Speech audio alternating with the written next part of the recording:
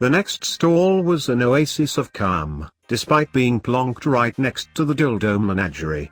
Neatly ordered pamphlets were artfully arranged beneath a small printed sign that read Magical Erotic Accessories, Trinkets and Usables Society, MEAT US. The stall owner was a short twinkly woman who gave Harry a friendly smile and smoothed her "Everyone Loves a Hufflepuff" t-shirt as he walked over. Hello," said Harry, watching in amusement as the woman snatched up a tennis racket and swatted a rogue dildo away from the pamphlets. "They get everywhere, don't they?" she laughed. "Although I guess that's kind of the idea." "Yeah, suppose so." Harry laughed along with her. This was nice, he thought to himself.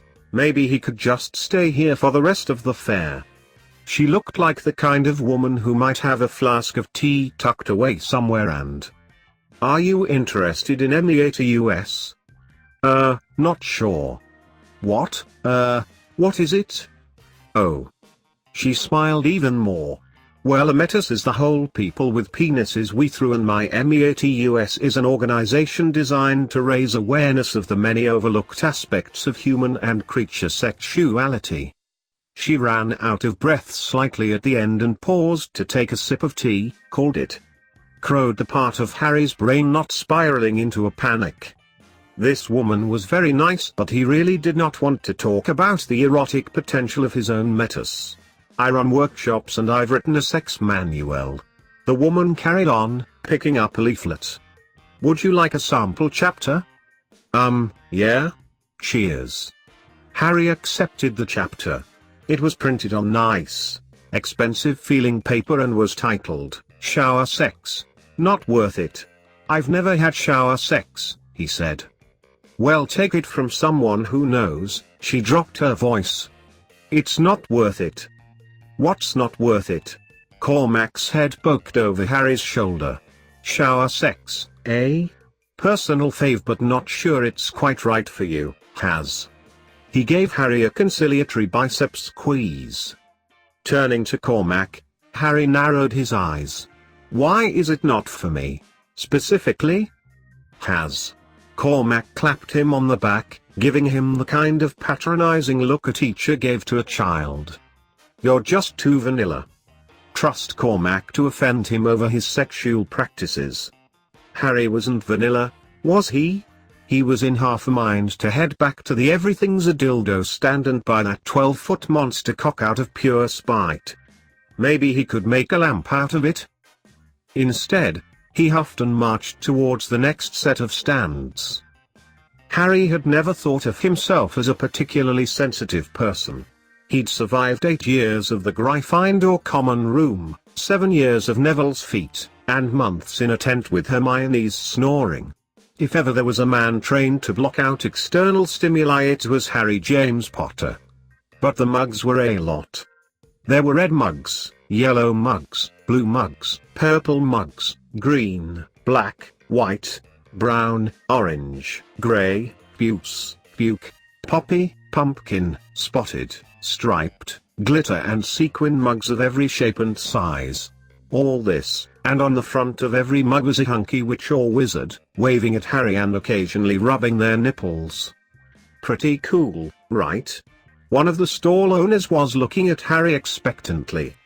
She had charmed her hair to match the mugs and it flicked to a new color every time she smiled. She seemed to do that a lot.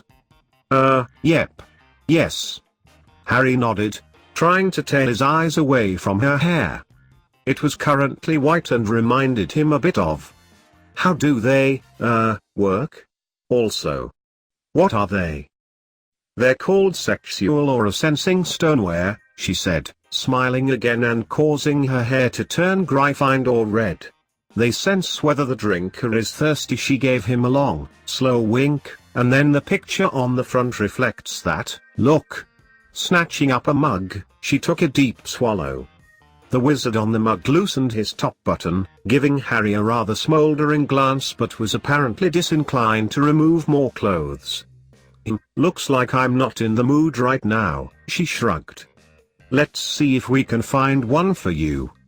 Oh, no, it's all right. Harry hastened to reassure her. "I'm just going to."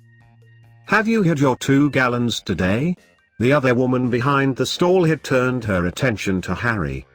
She was quite tall with big eyes that pinned Harry in place. "My what?" "Magical creatures must drink at least 1.5 gallons of water to stay hydrated," said the woman. Without looking away from Harry, she clicked her fingers and a long ribbon of water began pouring into one of the mugs. "If you intend to have sex, then you will need another half-gallon to avoid symptoms like halitosis, dry mouth, empty testicles, flat feet, premature aging, and eventual death." Another snap of her fingers, and the mug floated over to Harry. The picture on the front was of a tall, thin, blonde wizard who was, much to Harry's consternation, already topless and leering. "I'm all right, thanks, I've had my water." He held up both hands, relaxing when the woman immediately stopped the advancing mug. "Good," she beamed.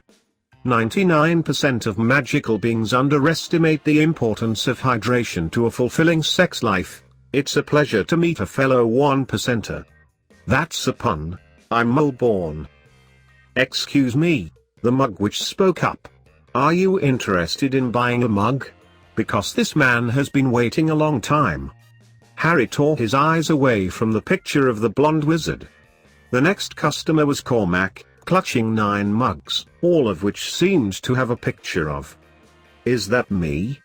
Harry asked, tipping his head to the side. "That's Barry Trotter." Cormac guffawed, flexing to keep all the mugs in place. "I see your ego is getting a workout, even if your quads aren't." He gave Harry a meaningful look. He'd been doing that a lot recently. "He looks exactly like me." Harry tried to argue. "Can't really see it myself, mate," Ron piped up. "Chap on the mug you're holding though. He looks a bit like Malfoy, don't you think?"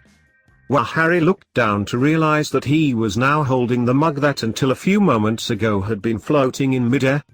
The water which was smirking at him from behind her own water-filled mug. By contrast, the man on the mug was all too visible and stroking a noticeable erection. Noticeable because he wasn't wearing any pants, and "This is not mine." Harry shoved the mug into Ron's hand, trying not to feel gratified when the picture on the mug did a disgusted double-take and started pulling its clothes back on. "He does look like Malfoy, though," Ron insisted. "Bet he would have hated knowing his mug portrait likes getting naked for the chosen one." "Put that down," Harry hissed. He was already regretting giving the mug to Ron. "Still, better than Cormac. That is not Malfoy, it just looks like him." And secondly, Harry snapped his mouth closed, realizing he'd been about to point out that Malfoy probably wouldn't mind getting naked for him, seeing how eager he'd been to take his clothes off at Harry's no. Delete. Erase. Annul. No thinking about that. Annoyed, Harry dragged Ron and Cormac onwards while the water witch shouted, "Hydrate or die, loves," after them in a rather threatening voice. The next stand was, again, full of dildos. Why were there so many bloody, not literally, dildos everywhere? Harry was sure Hermione would have a lot to say about the phallic nature of the fair. This particular collection looked rather unusual. Harry frowned. The fake penises looked like they were made from wood and stone. And, was that one ivory? He glanced at the sign above the stand. "Heirloom dildos," it said in looping gold letters. Ron's confused stare followed Harry's and his expression morphed into that of appalled disgust. His shocked eyes fell on the girl behind the counter. Wow, he shook his head in disbelief. "You're actually selling used dildos?" Harry felt queasy at the thought. "Wow. Really? Wicked," Cormac exclaimed while examining a small ivory penis. Ron snatched it away from him. The girl, who couldn't be more than 20, inspected her bitten nails. The nail polish on them was mostly chipped off. "Yup," she replied to Ron. She sounded like she had to answer this question 50 times that day already. "Who the fuck buys a used dildo?"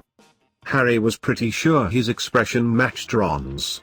He could feel his mouth turning into a grimace. That's disgusting. Kink and let kink. It's not that deep. The girl shrugged. She had obviously become completely desensitized to the abnormality of her profession. Are you telling me, Ron's voice was faint, that there are people in this world who buy a dead person's dildo and shove it up their ass? Or vagina, the girl reminded him before continuing. And, yes, believe it or not, a lot of the time, they do so with great enthusiasm. For the first time the girl's face broke into an amused smile. She seemed to be enjoying the abject horror on Harry and Ron's faces. Some of these look ancient.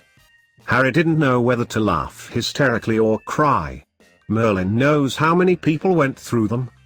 At this, the girl smirked and pointed at an exceptionally battered stone phallus. 1322 BC Tutankhamun. Her smirk grew wider. Went through the whole dynasty. Harry didn't know whether the bitterness in his mouth was a visceral physical representation of his disgust or had he really puked into his mouth. Sold. Cormac banged his palm on the counter, making some of the taller dildos sway dangerously. Are you bloody mental? Ron rounded on his boyfriend. If that came anywhere near your ass, you would be as dead to me as the mummy that first used it. At that he promptly pushed Cormac away from the stand. Thanks, Harry told the girl awkwardly and set out after his friends. She waved after them, laughing. Bit of a nutter. Ron decided. Funny though, think her and Ginny would get on? Thought we agreed you were going to stop matchmaking, mate. Harry paused to examine how to become a daddy kit, recoiling when he realized it had nothing to do with conception. Merlin, people really did have to ruin everything these days, didn't they? Did we agree on that? Ron asked. Seem to remember agreeing that you're a helpless case. Says the man dating someone who owns 3 pairs of compression leg warmers and a shake wank. Right, first, it's a shake weight. Ron held up a finger. Second, much as it pains me to admit it, those leg warmers do good things for his thighs and you know it. Harry was forced to nod. Cormac McLagan was a sight to behold. And third, we were talking about how you're beyond even my matchmaking prowess. I'm not that bad. You haven't had a date that I didn't organize in at least a year. Well, maybe if you didn't set me up with assholes. Harry cut himself off as he realized that Ron actually knew his type rather well, and that he was starting to miss one asshole in particular. Did I hear someone mention bottoms? The woman who had spoken was wearing black and yellow striped dungarees and a sign around her neck that said ass readings, your fate lies between your cheeks. Harry felt his life flash before his eyes as he read and reread the words. You read asses? He asked, involuntarily clenching. Yes. The ass reader beamed at him. Why was everyone at this fair so bloody happy? Was this what regular sex did to people? Got them so hyped up that they just went around smiling and offering to look at people's assholes? It's actually an ancient Anglo practice. The ass reader was explaining to Ron. The Anglos believed that a man's fortune could be foretold through detailed examination of his anus. Of course, now we know that a lot of that was sublimated homoerotic desires and confusion over the translation of some awkwardly rendered runes. Like a horoscope? Ron asked, apparently agog. A little bit. Wicked. Ron's head jerked up, scanning the crowd. Do you mind waiting here for a bit? My boyfriend would love this. It was the first time Harry had heard Ron admit out loud that Cormac was his boyfriend. Back in a mo. Ron gave the ass reader an excited thumbs up and jogged off into the crowd. Harry found himself alone with the bumblebum reader. Do you actually look at the asses then, or? Sometimes, she nodded. You'd be surprised how often people have photos of their own anus to hand. Fancy a cauldron cake? She produced a gigantic cake from her rucksack. It was golden brown and dotted with glaced cherries. "That looks brilliant," said Harry. "It's not. It's not sex-themed, is it?" "Oh no. Not everything is about sex. Unless you're a fan of feederism, I don't judge." She cut a large slice and offered it to him. Smiling in relief, he took the plate and they stood in companionable silence, munching cake. When Ron returned with Cormac, it turned out that Cormac did, indeed, have a photo of his arse at hand. Thankfully, it was only a picture of his bum and not his anus, so the only thing the woman could divine was that he should target his gluteus medius in his training sessions because the muscle was underdeveloped.